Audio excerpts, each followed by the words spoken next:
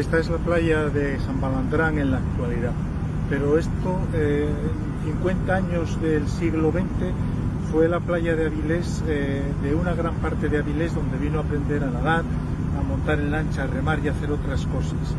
Y eso fue entre 1921 y 1970. ¿Por qué esas fechas? Pues aunque los baños empezaron en la ría en el siglo XIX, se hacían y la zona de esparcimiento era la del Caballo. ¿Por qué? Porque allí se podía acceder en un vapor en Nieva, había una pequeña playa al lado del Caballo y había unas instalaciones. Luego el centro de gravedad de los baños pasó a Salinas, porque se inauguró en 1893 un tranvía de vapor que iba entre Avilés y Salinas por Raíces, y se hizo un balneario en Salinas, etc. ¿Y por qué aquí en el 91? En el 21, perdón. Pues hasta 1921 esta zona era inaccesible, porque estaba sin tragar, había una isla delante y había dos escolleras entre las que estaba la ría, con lo cual no se podía venir desde allí aquí en lancha, y además a bajamar aquí no había agua, como ahora en bajamar en Celuán. Pero a partir de 1921, que la Junta de Obras compra la Chupona y hace un dragado en la zona sur de la isla, esto empezó a tener agua permanentemente, y además al abrir la escollera tenía acceso desde Raíces. Hubo una segunda cosa que ayudó a que viniese gente aquí, que fue la inauguración del tranvía en 1921, y el tranvía eléctrico sí pasaba por San Juan y tenía una parada ahí en Raíces, y entonces era muy económico venir en tranvía y con un pasaje a remo llegar aquí a la playa. Y eso fue así hasta el 70. En el 70, por desgracia, hubo que cerrar la playa por contagio. Hasta 1921, quien recorría el estuario con fines lúdicos eran las personas de clase alta o los burgueses del comercio que tenían canoas y embarcaciones de recreo. Pero a partir de ese año se establecerá en Raíces, en verano, un pasaje por algún pescador de sabugo y alguna persona necesitada de San Juan o Celuán.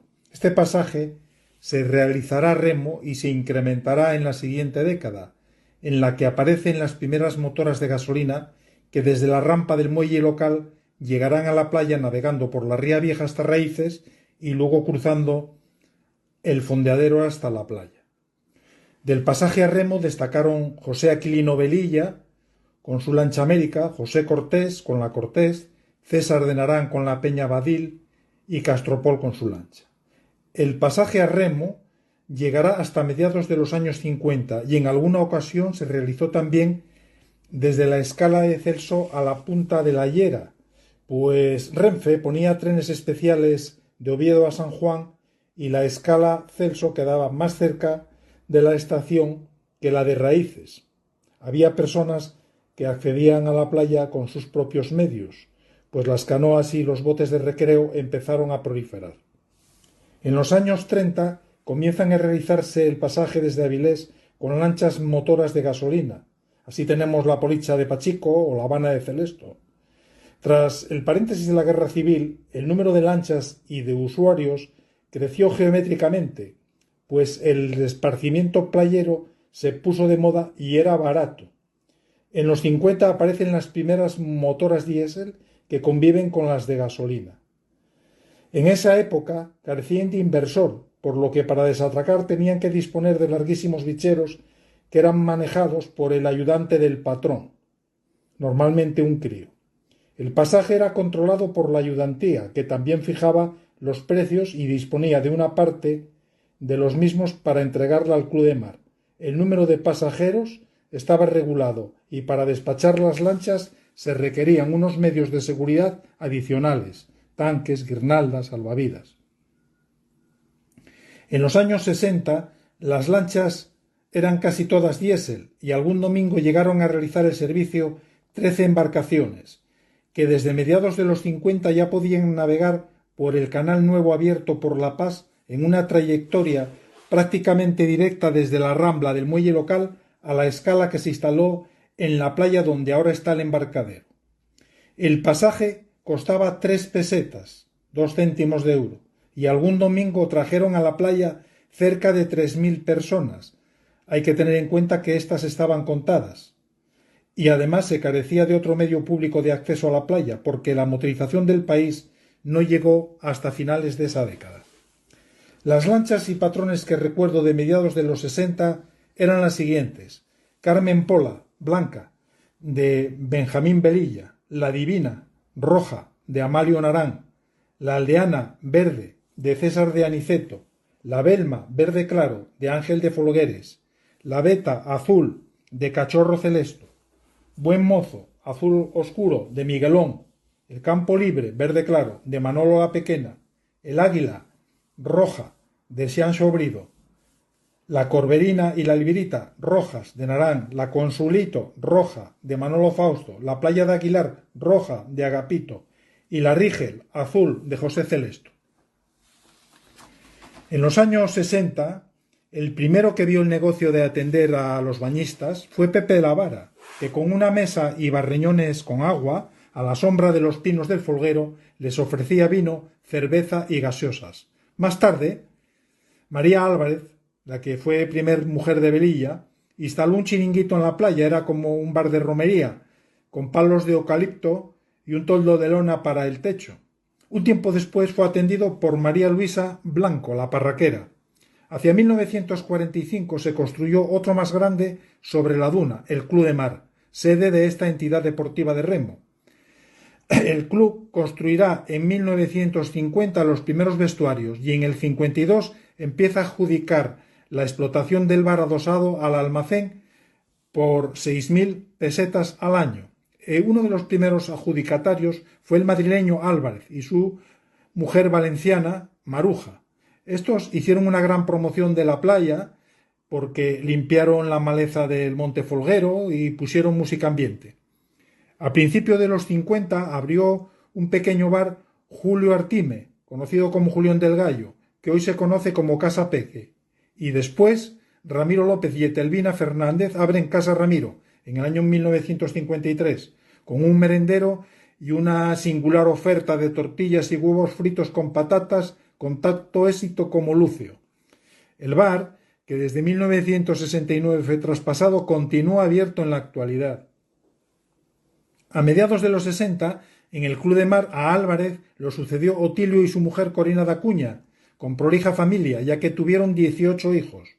También tenían un camarero o cantante aficionado, Nazario, que en alguna ocasión se arrancó a cantar cuando entraba el Azor, dedicándole al caudillo alguna copla. Al final este local fue ampliado y tras el cierre de la playa se convirtió en un local de copas para la juventud, teniendo nombres tan exóticos como Quegua y Mississippi. Antes de la guerra, los usuarios de la playa eran pequeños grupos familiares de clases altas o del comercio avilesino, la familia de los marqueses de Ferrera, Galé, Foral, Machín y familias de ese corte. Tras ella, se extendió la afición a personas a las que les gustaba el deporte y eran aficionadas a los temas náuticos. Así empezaron a ser asiduas de la playa las familias de Ramón Granda o de José Sela. Con la llegada de Ensidesa se sumaron otras familias de mandos intermedios, como la de Carmela y su marido, y otros matrimonios amigos. Había algunos que venían a nadar, como Ángel, de las casetas de papel, o a beber, como Luanco. Estas personas estaban a diario en la playa y otras se sumaban los domingos y festivos. Si repasamos las fotografías de los años 40, 50, veremos que están llenas de niños y de embarcaciones, niños que venían a una playa sin olas, donde aprender a nadar, remar, jugar, acompañados de personas mayores. Estos mayores, si estaba la marea baja, aprovechaban para mariscar. La juventud jugaba al fútbol en la playa del Folguero antes de comer. Los vestuarios eran atendidos por la familia Álvarez y la gente se podía cambiar de ropa por un módico estipendio. También funcionaba un guardarropa donde se podía dejar la indumentaria de calle, la sombrilla, las bolsas, las llaves de casa. Los domingos, a la hora del vermut, la playa era un hervidero y las barras de los bares tenían colas. A la hora de la comida, las familias sacaban el mantel de cuadros y las fiambreras y ocupaban las artesanales mesas de los merenderos o se aprovechaban de la sombra del abundante arbolado que rodeaba la playa. Se compraban bebidas, media y media, cervezas, refrescos, botellas con caña, los primeros refrescos Fanta, Mirinda, Boy, la Flor de Mayo, cervezas El Águila Negra de Coyoto o la Estrella de Gijón, gaseosa la casera en envase retornable, sifones de mayo. Para el postre de los niños, un helado de polo. Luego, los críos esperaban las 3 horas reglamentarias de la digestión para poder mojarse. Se alquilaban también botes, chalanas, patines náuticos. Las embarcaciones estas de alquiler eran de velilla, de los de la Pequena o de Pulido. En los 60, la Junta de Obras puso un trampolín sobre una plataforma flotante y durante unos años también hubo una botella de publicidad de Coca-Cola flotante. A partir de las 6 de la tarde se empezaba a formar ya la cola de regreso y en el embarcadero se hacían colas como las que por la mañana, a las 11 de la mañana o así, había en el muelle local de Avilés, y estas colas servían para contar a las personas y embarcar por riguroso orden. Las parejas de novio eran las más remolonas para la marcha, porque la playa tenía unos alrededores con abundante foresta, donde poder dedicarse a rumazcos discretamente en una época con una moral muy estricta. A partir de los 60, la JOP arregló los accesos a la playa desde la carretera del muelle y se pudo llegar a ella con las primeras motos y coches del incipiente desarrollo industrial, pero pronto todo esto se acabó por un grave problema de contaminación. En los últimos años de la década de los 60, en el 68, 69, la contaminación que en Sidesa y otras factorías provocaban en la ría se fue desplazando hacia abajo. No solo era en Avilés, en la dársena de San Agustín, era aquí también. Y aquí llegaban contaminaciones de todos los colores. Los lodos amarillos de las guijeras, de la pasta de pulir lunas en cristalería, el rojo de los minerales de Ensidesa, el negro de la térmica, de las cenizas de la térmica, horroroso, la grasa de los trenes de laminación, una grasa orgánica, el tinol, los aceites del desguace, es decir, y luego a todo esto se sumían las aguas fecales, las aguas fecales de todo el entorno de la ría. Y no se tenía consideración con el agua de ninguna manera. Entonces el ayuntamiento, a la vista del estado de las aguas, el ayuntamiento de Suárez del Villar decidió cerrar la playa en 1970. Y esto estuvo cerrado hasta la década de los 90, en que alguien, que fue Manuel Ponga, tomó la decisión de, imitando a lo que se había hecho en Londres, en el Támesis, que él conocía, hacer un saneamiento integral de la ría. Parecía a mucha gente que eso era utópico, que iba a costar mucho dinero hacer un colector por ambas márgenes y sanearlo. Pero se inauguró la depuradora en el 2004 y la última instalación que se inauguró fue el colector industrial que pasa por aquí precisamente en 2019. Desde ese momento las aguas se han recuperado bastante y se están recuperando porque todos los días entran unos 3 millones de metros cúbicos de agua al día, agua que entra de la mar y que sale. Y eso de una manera natural regenera toda la ría. Además se ha dragado, se ha limpiado el fondo y en otros sitios se ha sedimentado material nuevo encima de lo que haría, es decir, que se han renovado los fondos y el agua permanentemente, con lo cual la ría y la playa se están recuperando.